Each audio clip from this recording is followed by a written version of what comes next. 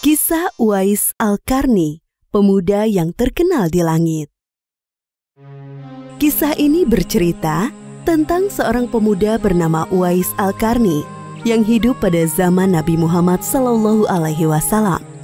Nama Al-Qarni yang disematkan padanya memiliki arti yang dalam bahasa Arab, penghuni langit. Melalui kisah ini kita akan mengetahui siapakah sosok Uwais yang namanya sangat terkenal sampai ke langit. Ternyata hal ini terjadi karena ketaatan Uwais kepada ibunya. Uwais adalah seorang pemuda yang berasal dari negeri Yaman. Sejak lahir, ia memiliki penyakit sopak, timbul bercak-bercak putih di seluruh badan. Uwais adalah pemuda yang soleh dan giat bekerja. Sehari-hari ia mengembala domba milik para tetangga untuk memenuhi kebutuhan hidup. Uwais tinggal berdua dengan ibunya yang lumpuh dan buta. Walaupun hidup miskin, Uwais selalu bersyukur dan sangat menyayangi ibunya. Ia selalu berusaha memenuhi segala permintaan sang ibu. Uwais anakku, kemarilah sebentar nak. Baik ibu, apakah ada yang engkau butuhkan? Anakku sayang, mungkin hidup ibu sudah tak akan lama lagi. Ada satu keinginan ibu yang ingin sekali terwujud. Jangan berkata seperti itu ibu. Katakan padaku, apa permintaan ibu itu? Sebelum saat itu tiba, ibu ingin melaksanakan haji. Mendengar perkataan ibunya, Uwais hanya termenung sambil berpikir. Aku sangat ingin mewujudkan permintaan ibu. Mohon ibu bersabar sampai saat itu tiba. Aku akan mencari cara agar kita bisa pergi ke Mekah untuk melaksanakan ibadah haji. Oh, terima kasih nak. Ibu Uwais sangat bahagia dan memeluk Uwais sampai menangis. Ya Allah, bagaimana cara hamba membawa ibu hamba yang lumpuh dan buta untuk pergi ke Mekah? Sedangkan jarak dari Yaman ke Mekah sangat jauh, melewati padang pasir yang tandus. Biasanya orang-orang pergi ke sana menggunakan unta.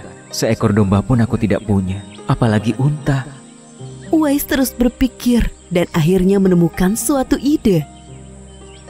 Keesokan harinya, Uwais menemui pemilik domba dan membeli 1 ekor domba untuk dipelihara. Namun uangnya hanya cukup untuk membeli 1 ekor anak domba yang kecil. Setiap hari Uwais menggendong anak domba itu naik turun bukit. Orang-orang yang lewat tertawa melihat tingkah Uwais. Hei, coba lihat Uwais itu. Apa yang dilakukannya dengan anak domba itu? Dasar orang aneh. Uwais gila, Uwais sudah gila. Uwais tidak mendengarkan cemoohan dari orang-orang. Saat ini yang ada di pikirannya adalah ibunya. 8 tahun berlalu dan tibalah pada musim haji. Anak domba Uwais semakin bertambah besar. Beratnya mencapai 100 kg. Begitu pula dengan Uwais. Badannya semakin kekar dan bertenaga. Berkat latihan setiap hari, beban berat yang dipikulnya tidak terasa lagi. Sekarang semua orang tahu bahwa apa yang dilakukan Uwais adalah bentuk pengorbanannya kepada sang ibu. Uwais menggendong ibunya sambil berjalan kaki dari Yaman menuju Mekah. Subhanallah, alangkah besar cinta Uwais kepada ibunya itu. Sesampai di Mekah, Uwais tetap menggendong ibunya untuk bertawaf di Ka'bah. Di hadapan Ka'bah, ibu dan anak itu berdoa. Ya Allah, ampunilah semua dosa ibuku. Bagaimana dengan dosamu anakku? Dengan terampuninya dosa ibu, maka ibu akan masuk surga.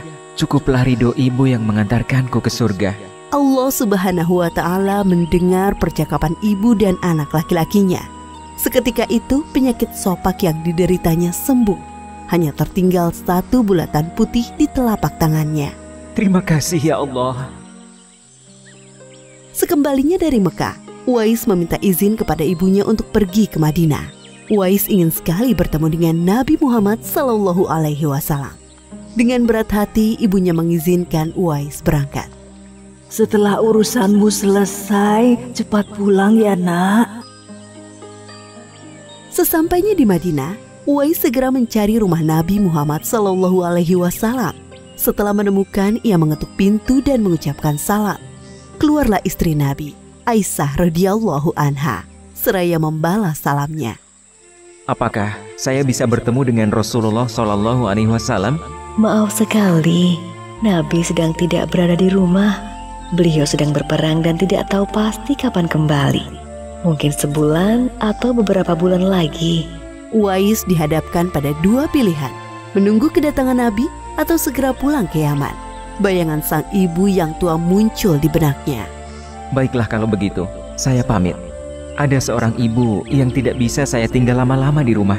Sampaikan salam saya kepada Rasulullah SAW jika beliau sudah kembali dari perang. Terima kasih.